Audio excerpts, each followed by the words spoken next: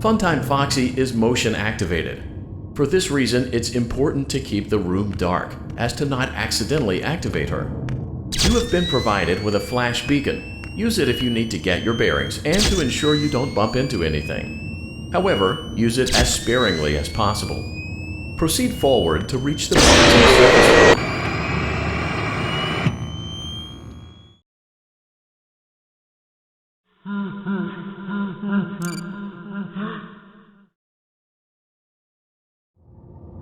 Funtime Foxy is motion activated.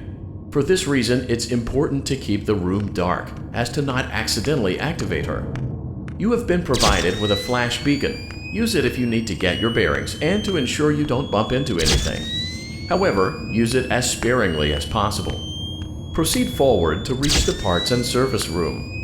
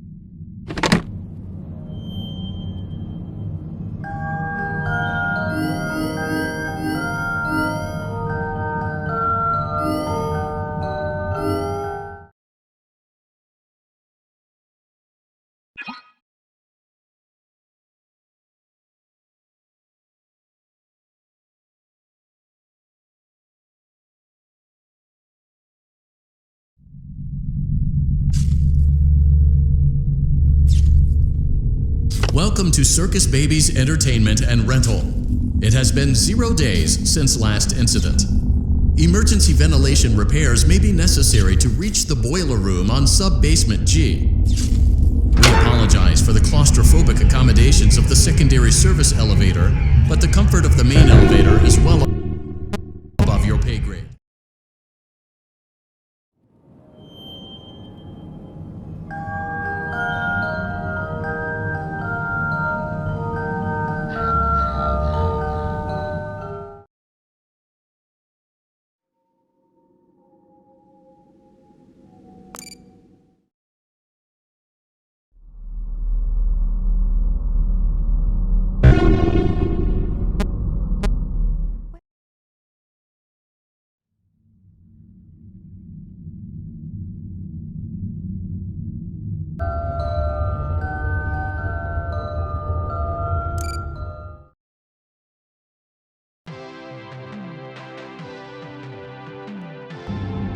Welcome to the Freddy Fazbear virtual experience. Fazbear Entertainment is excited to join the digital age, and what better way to do that than with an edge-of-your-seat virtual reality experience.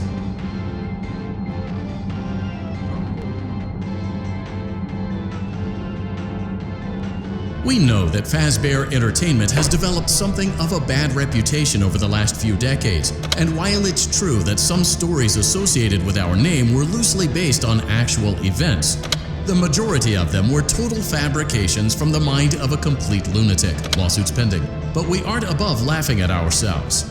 Ha ha ha.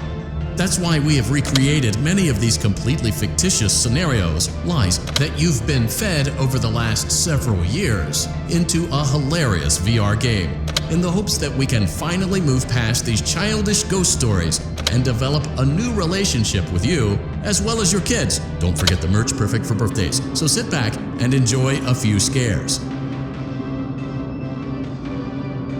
We do, however, ask that you agree to a simple waiver before you play.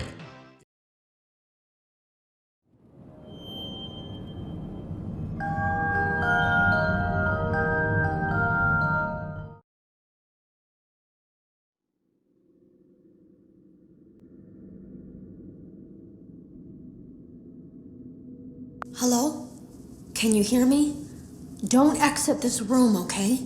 This isn't a mistake. This room isn't a mistake. I had to hide these logs away from the core gameplay files, in a place that only a beta tester would look, and in a place where the files could be protected. I just really hope that the next development team finds this before the game is released to the public. This game has some kind of malicious code in it that we haven't been able to fully contain or even understand for that matter. We're over budget and out of time. But that's not the reason that we're shutting down. Listen, I have to keep this short so the file size will be small enough to fly under the radar. There are more. They may not be in order. Hello? I saw it for the first time today. There was a character I couldn't make out who it was, standing at the end of the hall. I thought it was just bugged out, so I made a note of it and kept playing. But then it was looking in the window, and not like Chica or Bonnie would. It was like it was actually looking in the window, seeing what I was doing. I heard a pretty heated conversation this morning between Dale, our manager, and someone else on the line. It really feels like this project is in trouble, in no small part because of the lawsuit, I'm sure. There has to be a lawsuit, there's no way there isn't. It happened in this building just a few doors down from me. I think it's made worse by the fact that Jeremy tried to tell us something was wrong. But as a dev team, we all just saw it as a challenge to find what the problem was and fix it. Who could have known that? I have to go. Have you ever heard of a guillotine paper slicer? It sounds made up, but it's an actual piece of office equipment. I didn't even know we had one in the supply room. I guess they're more common at businesses that do a lot of graphic design work. I remember seeing one when I was still in school, and even then, I knew how dangerous it looked. I was always afraid of losing a finger. That seems so silly now. Jeremy used to do design work. I guess that's how he knew it was there. The drawers have been emptied out. Someone was here. I don't think it was spring cleaning either. No, there was plastic on the floor. Someone was definitely here during the night. It had to have been the client. I mean, they sent us that stuff in the first place with no explanation, told us to scan it, said it would expedite the process so we wouldn't need to program any pathfinding ourselves. It was a budget thing, I guess. It was just junk. Circuit boards and things like that. Looked pretty old. Somehow, though, there was usable code on some of it. It seemed to take hold by itself. Things started changing. But then, he started appearing. At least that's what Jeremy said. I came in early that morning.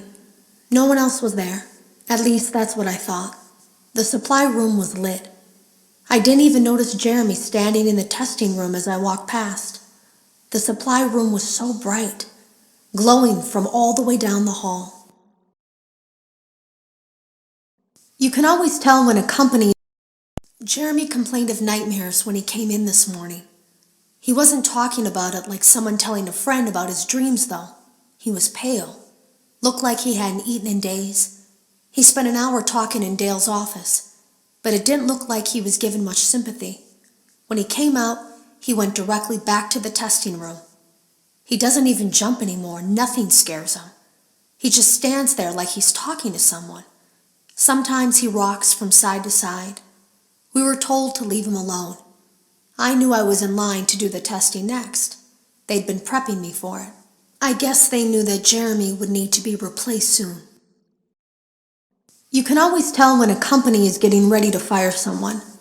They start giving out written warnings for silly things, making sure to build a paper trail and make a case for a firing. Things that normally no one would care about suddenly become grave offenses, all worthy of being written and documented. I guess it works two ways, because it also encourages a person to quit rather than be scrutinized so heavily. I think Jeremy was too far gone to consider that option, though. The thing about it is that I don't think they were going to fire him because of anything he was doing wrong. They just knew he'd seen something. They needed to discredit him. There was something that looked like a Halloween mask laying on the floor. I didn't understand. Ink must have spilled. It was only then that I heard a shuffle from the testing room and realized Jeremy must be there. I went back and peered in the window. I couldn't see his face. He had the visor covering his head. He had ink spilled on himself as well. The front of his shirt looked black in the dark room. He turned his head in my direction, but I don't think he knew I was there. I was told I had 3 days to finish Jeremy's work, but I know it's just passing the time. They don't really expect me to do anything. It's just to keep up appearances until the buyout is complete. We have to look like we have things under control. There's another potential development studio that wants to pick up from here, but who knows what kind of lies they're being fed to convince them to do it. Against my better judgment, I'm going to do my best to see what's here, make notes of it, and try to isolate where this thing is hiding. At least then the next person that tests this will have a chance of getting rid of it. Today was my last day of beta testing, and the anomaly that I've been seeing is nowhere to be found. But after inspecting some of the files, it seems that it's attached itself to these logs.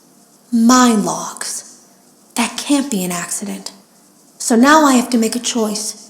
Do I leave these logs here for you to find, or do I try to purge this thing myself by destroying the logs?